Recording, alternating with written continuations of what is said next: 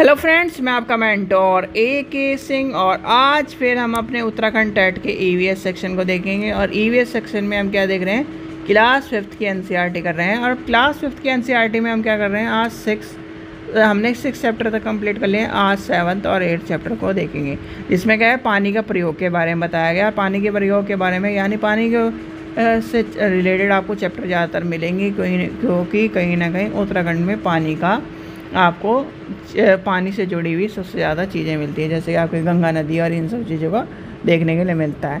तो सबसे इस चैप्टर में देखते हैं।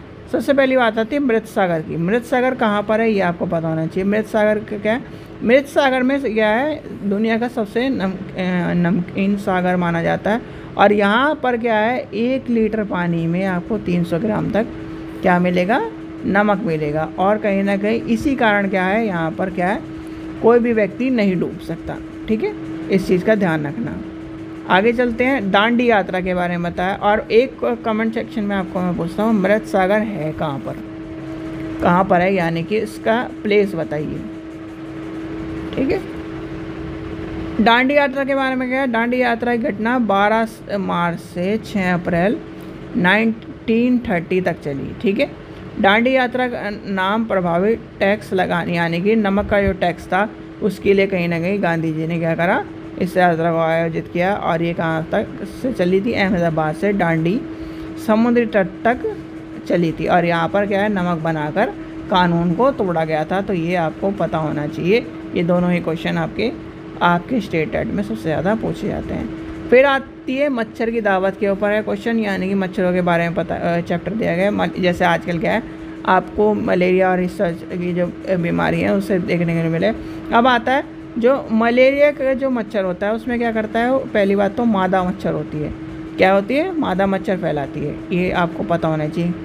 मैंने क्या कहा, एनिमल ब्रीड में सबसे ज़्यादा जो शिकार करने वाली होती है वो फीमेल ब्रीड होती है, यानी कि उसकी जो फीमेल होती हैं वो करती हैं।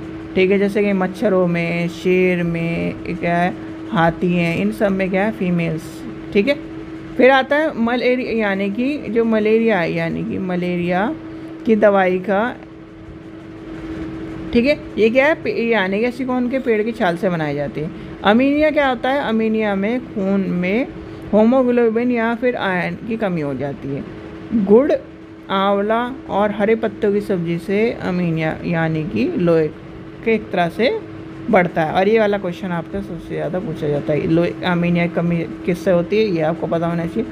फिर आता है दिल्ली के स्कूल में अमीनिया के कारण 17 नवंबर 2007 को हज़ारों बच्चों की अमीनिया के शिकार हुए थे।